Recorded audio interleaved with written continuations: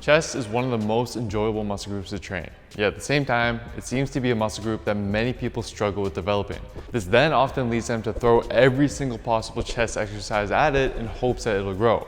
But the truth is, this often does more harm than good. Today I'll show you how you can get the most bang for your buck in terms of chest gains by instead just focusing on two very simple yet effective exercises that when paired together can make a big difference in your chest development. The first exercise is a low incline dumbbell press. Pressing movements for the chest are necessary because it enables us to apply a high amount of tension to our chest over time, since we can both lift heavier loads with it and easily progress it over time with more weight. But dumbbell presses in particular have advantages over barbell presses since it allows us to achieve a greater range of motion on our chest fibers while also enabling us to have more freedom with our elbow and wrist positioning as we press. This gives us the freedom to tweak our form to better suit with our individual chest fibers and with what just feels most comfortable on our joints. Now, a low incline press is chosen here for a couple of reasons. The first reason is that we want to ensure that we're adequately training each portion of our chest, the upper, middle, and lower fibers. And what we typically see with chest development in general is a lagging upper chest, commonly due to a high amount of flat pressing done relative to the amount of incline pressing. In fact, a recent 2020 paper had subjects perform only the flat bench over the course of 8 weeks. The middle and lower portions of the chest grew considerably faster than the upper portion as a result.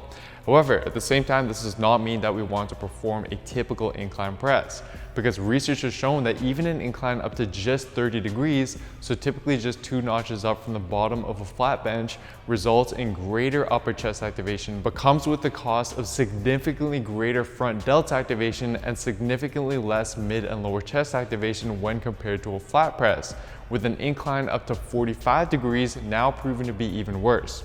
Whereas with a low incline up to just 15 degrees, you still get a significant boost in upper chest activation, but with less of an increase in front delts involvement and with less of a drop in activation from the middle and lower portions of your chest. And I'd even argue that when you then apply a slight arch in the upper back and tuck the elbows in slightly as you perform this movement, you'll now be aligning the resistance with even more of your chest fibers and experience even greater activation of your whole chest.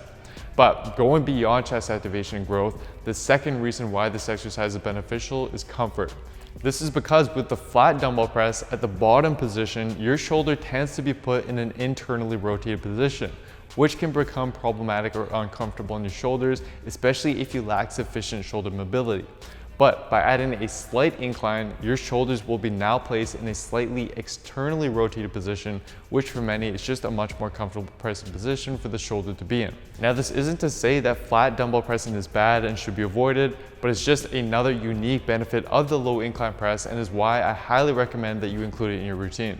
And if you currently only have access to a flat bench or you want to try out an even lower incline than 15 degrees, then simply adding 1 or 2 weight plates under your flat bench is a great alternative and will provide the slight bit of incline that we're looking for. The next exercise is going to be any sort of cable or banded movement, like a seated cable fly, or if you don't have access to cables, then banded push-ups or banded flies.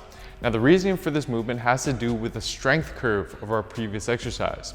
During a dumbbell press, our chest experiences the greatest amount of tension at the bottom stretch position. But as you press the weight up, the resistance progressively decreases until you reach the top position, where the chest now receives very little stimulation. And what we know about muscle growth is that exercises with different strength curves will likely produce different amounts of muscle growth in each region of our muscle. In fact, as illustrated in a 2015 paper, by simply altering the strength curve of a knee extension, subjects not only experience different amounts of muscle growth in each of the various muscles of the quadriceps, but they also experience different amounts of growth within the specific regions of each muscle, which implies that if we stuck only with the dumbbell press, or if we added in other chest exercises that have a similar strength curve like the dumbbell fly, for example, then we'd be failing to adequately train and stimulate our chest in a locked out position. This would mean that some muscle fibers of our chest would remain understimulated and hence could cause us to miss out on some additional chest gains. The cable fly accommodates for this by providing adequate tension on the chest throughout the whole range of motion, especially during the fully contracted position. Similarly, if you don't have cables, the banded push-up or banded fly is a suitable alternative since the resistance applied to your chest will be lowest at the bottom position, but then progressively increase as you lock out and reach the chest's fully contracted position. By combining these two movements and the respective strength curves, you'll ensure that you don't miss out on any potential chest gains. Now, what you choose to do with these two exercises is totally up to you. I would definitely recommend plopping them somewhere into your current chest routine as you see fit for the reasons that I previously went through. And if you're currently doing a ton of different exercises and volume for your chest, yet you're not making any progress, then simply shifting more of that volume and effort to these two movements instead, while focusing on performing them with proper form and progressing them over time will do wonders for your chest development. Oftentimes, more is just not better. And for a step-by-step program that uses science to show you exactly how to train and how to fuel your body week after week so that you can build muscle and lean down as efficiently as possible, then simply head on over to builtwithscience.com and take our analysis quiz to discover which of our programs is best for you and your specific body. Anyways, that is it for today, guys. Thank you so much for watching. Hope you enjoyed the video. Please don't forget to show your support by giving the video a like, leaving a comment down below as to what you'd like to see me cover next, subscribing to the channel, and turning on notifications for the channel as well, as this all really does help me out. Thank you so much, and I'll see you next time.